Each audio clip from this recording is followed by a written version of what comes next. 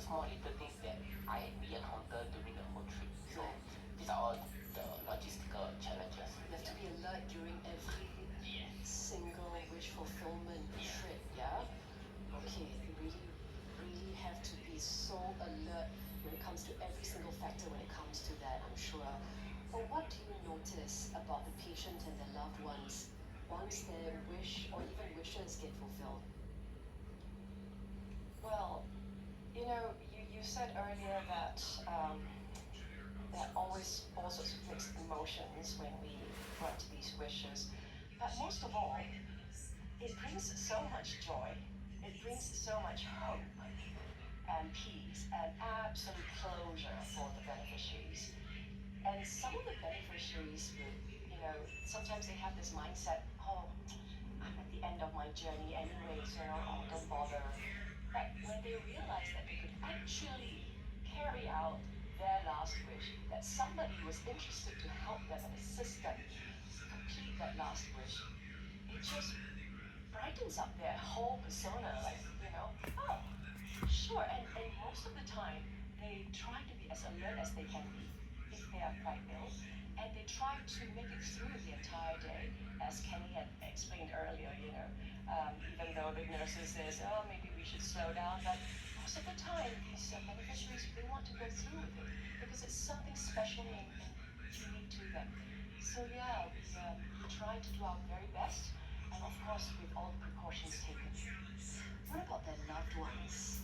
How do their loved ones react? Their loved ones must be quite, they're on tenterhooks as well, wondering that what is going to happen at this moment. So they're quite worried, and yet they're happy too when they see the wishes being fulfilled one by one. For sure, for sure. Because in a sense, we're giving them a reprieve. In a sense, we are assisting them in creating a special moment for their loved ones and themselves, and the family, the carers. Because a lot of the times, when you have cared for someone, at the end of the day, you're completely exhausted because the care is usually the medical side, making sure that they're comfortable, but you don't really talk about what exactly would you like to do. What exactly is there that one thing that you would love to do? Have a meal of sorts, or go someplace, or see someone. So yeah, so whenever we do this, the carers themselves, the family members, are always very appreciative, extremely appreciative. Yeah, that reprieve is also so important, even if it's for a few hours.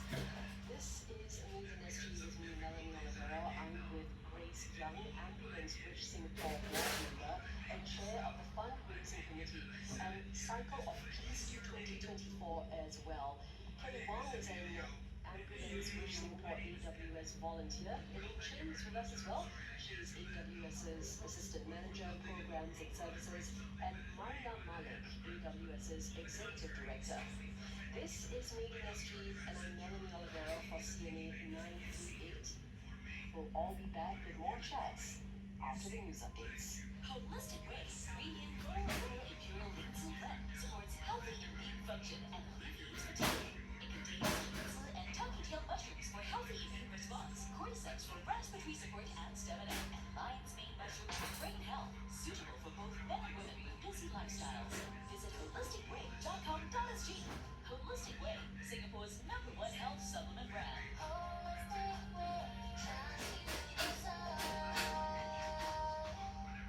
The Kia Niro Hybrid is here to redefine hybrid driving. Now with the progressive package and tech upgrades, experience the difference in every drive.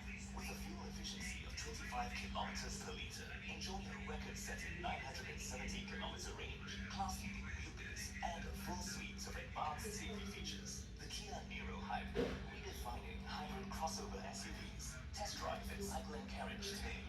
Kia, movement that inspires. This is CNA 938. Understand Asia. It's 2:30. I'm Melanie Olivero. Here is the news update on CNA 938. China is grappling with Typhoon Punasan, which brought heavy rains to the eastern region. Weather officials warn it could trigger floods and landslides. So let's get more from Julie. Punasan arrived yesterday evening near Shanghai after making its first landfall in Zhejiang province. It has since weakened to a tropical depression. Residents have been urged to avoid unnecessary travel and stay indoors for their own safety. At least vessels have been relocated and some 20 coastal projects suspended ahead of the storm's arrival. Earlier in the day, Porcelaine also grazed southern Japan, setting off a landslide on the island of Okinawa. The storm is the second to lash China this year after the Binka, which just days ago forced hundreds of thousands of people to evacuate their homes. It's also the strongest storm to hit Shanghai in 75 years.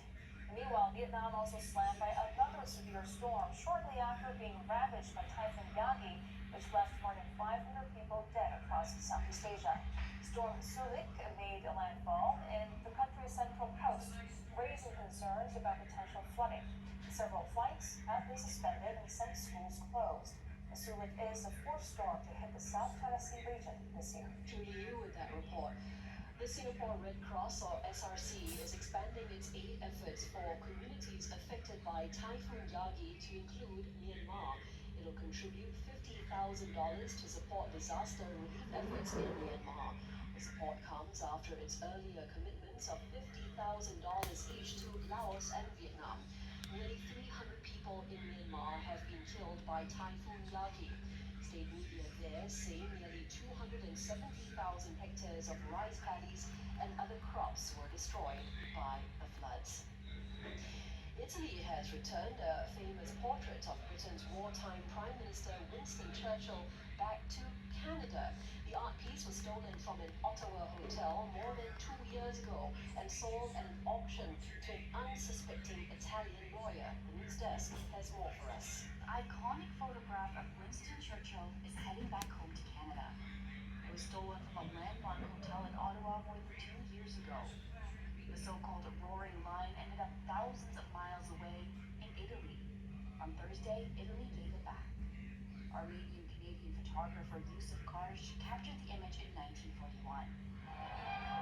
Britain's World War II leader had just given a speech to the Canadian Parliament. Isabelle Mondieu is Canada's Deputy Minister of Canadian Heritage. Mondieu says Karsh tried to capture Churchill's defiance and what she described as the indomitable spirit of Britain during the war. It launched the international career of Yusuf Karsh, and it has since become one of the most widely reproduced images of the history of photography. For years, the image was displayed in the Fairmont Chateau Laurier. Karsh had a studio there. The hotel says he lived there for a while too. But in 2022, staff realized the original image had been replaced with a signed copy. The stolen image was auctioned off to an unsuspecting Italian lawyer, Nicola Casanelli. Because I think that if Mr. Karsh donated it to the hotel, it means that he really wanted to stay there because of the particular significance this hotel had for him, for his wife too. Casanelli says he's only received a partial refund for the nearly $7,000 he paid before commission. Canadian media say a man has been arrested and charged in the case. A CNA TV documentary, The Exiles, has been nominated for an International Emmy Award. Produced by British director Thomas St. John Gray, the two-part series spotlights the forced deportation of Asian men from post-war UK and Australia and the ramifications these deportations have had on their descendants.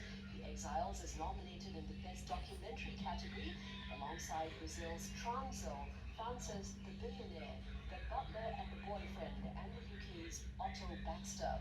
Another Singaporean production that's been nominated in the International Emmys is Shark Dog Season 3 by Singaporean studio One Animation. Singapore-based independent book publisher Epigram Books will close its physical store in January 2025. It cited low foot traffic and sales for the closure, adding that it's been battling low visitor numbers and limited accessibility for years. For now, the store has no plans to move to another physical location. Instead, it will focus on online sales. Book lovers in Singapore recently also had to contend with the news that the last Times bookstore's outlet in the country is closing. The last day of operations for the Jelita shopping center outlet is this Sunday. That's your news. I'm Melanie Olivero. Headlines anytime on CNA 938 and CNA.Asia. Time now is 2:36. Talk to us anytime. WhatsApp CNA 938 on 963 11938.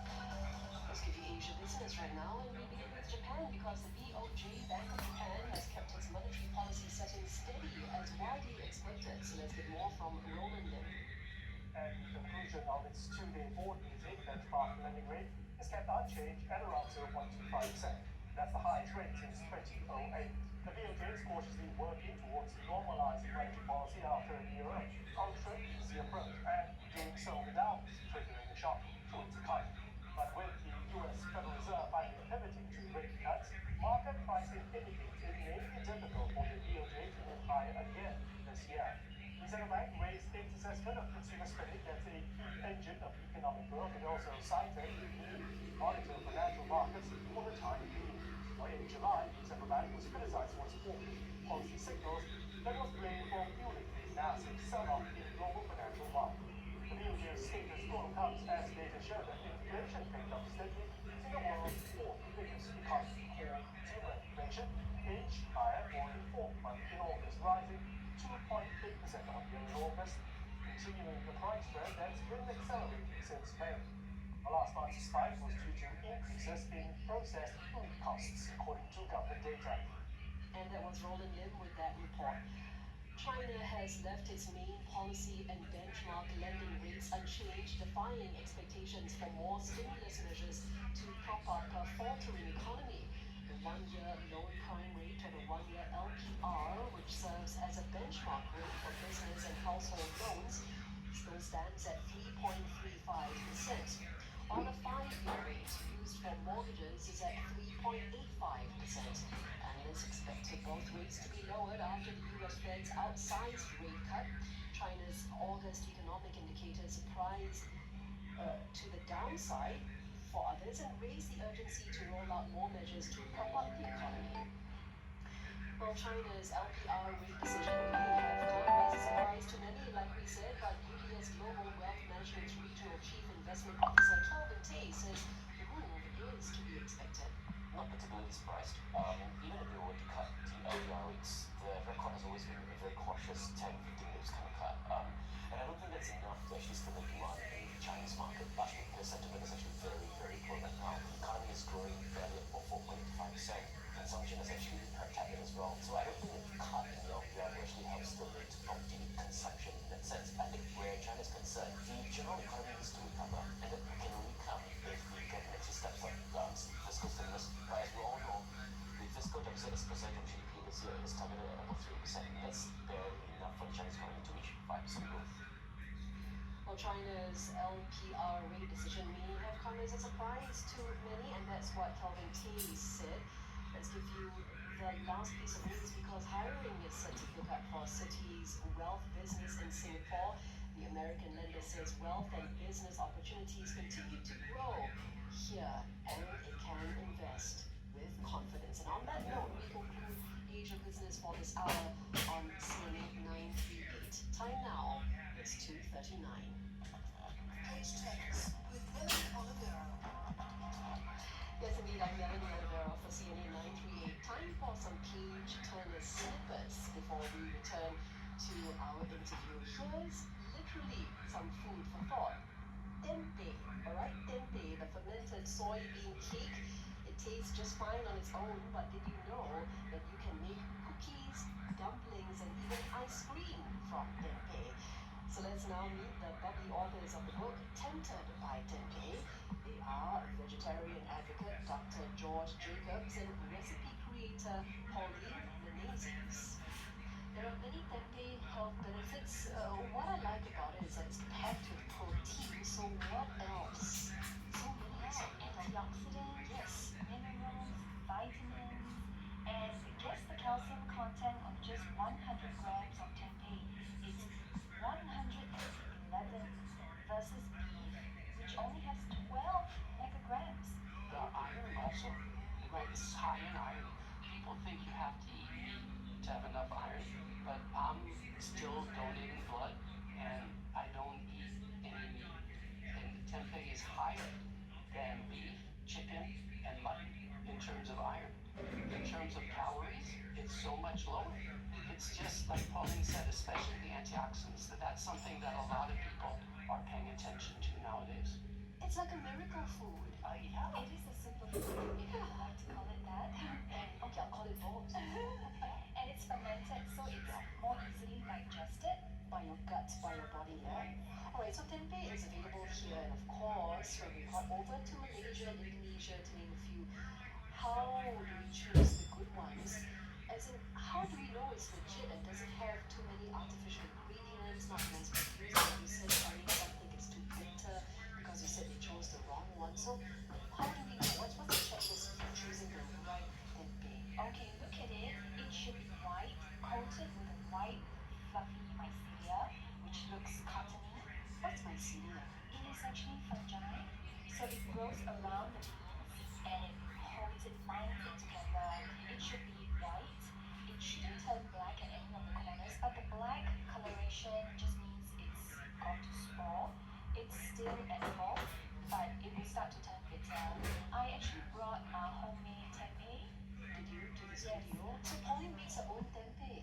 And the recipes are in the book for making your tempeh, and then after you make it, the 30 recipes are for what to do with that. Have a whiff and have a taste. It smells Try it. like soy, like I'm gonna bite into a soy skin. Have you? From the skin? What kind of skin? Oh, the skin. Skin of the bean, yes. Oh, I see. You just break it Oh, I a bit can't more. wait. Oh, she's getting more excited than I am. Okay, okay. I see the mycelia, the white coating that goes around the bit of the tempeh. And this is my first tempeh that hasn't been cooked, and let me try it. Da-da-da-da. The thing is that actually, tempeh is all tempeh is cooked already. Convert. Glad you tried it. Yeah, Yeah, which because is they cook the beans first before, and then they add the fermenting agents. That's why you don't have to cook it. Sometimes if I'm in a hurry, I just take it out of the fridge and eat it. Dr. George Jacobs and recipe creator Pauline Menezes, co-authors of Tempted by Tempeh. It's a cookbook, and it's also all about the humble tempeh. If you want more page turners, listen to my podcast and the programs and the interviews. Search for me on Instagram at pageturners938, at pageturners938, and the link to all my interviews so far are in my bio, and that's where you'll see many pictures of the authors I've chatted to over the years, including the late Anthony Bourdain. I'm Melanie Oliveira, and this is CNA 938. Time now is 2:44. Now, made in SG with Melanie Olivero. Let's bring back Canadian SG with you, Melanie Oliveira on CNA 938, and Grace Young, Ambulance Wish Singapore board member and chair of the fundraising committee, as well as Cycle of Peace 2024. Kenny Wang is an AWS, Ambulance Wish Singapore AWS volunteer. Elaine Chin is AWS's assistant manager, programs and services, and its executive director is also with us. She's Maria Malik. Welcome back, everyone. Kenny, I wanted to ask you this, and the rest of AWS people as well. What's one which you can recall that was a little bit unusual or even perhaps over the top, but it was carried out? Kenny, maybe you could share that with us. I don't have any over the top wishes. I hear enough, so I'm gonna pass this to the AWS team to answer. All right. I think quite recently we're working on a wish. I think it has not formally been referred to us yet, but we did have questions about whether a patient can visit the casino. Yeah. So I mean, we don't really turn anyone down, but we do try to work around wishes, especially if and there are certain no-go wishes, such as anything that breaks the law. Of course, Yeah. travel wishes Yeah, as well. we don't generally we don't do travel wishes as well because of the risks involved. Because our patients are so terminally ill. We also try not to fulfill wishes where they request for specific medical equipment because we feel that there are social workers who can work with them for that. But yes, And wishes that may, something that they consume that may harm them even more. Absolutely, yeah. I try to, talk to the doctors, we talk to the referrers and really know our beneficiaries a little bit better. And that actually is what takes place when the request comes through. We have a conversation with And if they can't converse with us, then we talk to the carers or their family members.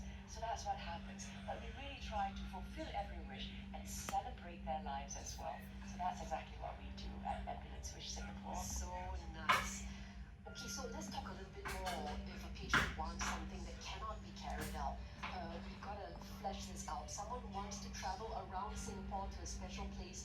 They remember too ill to do so, though.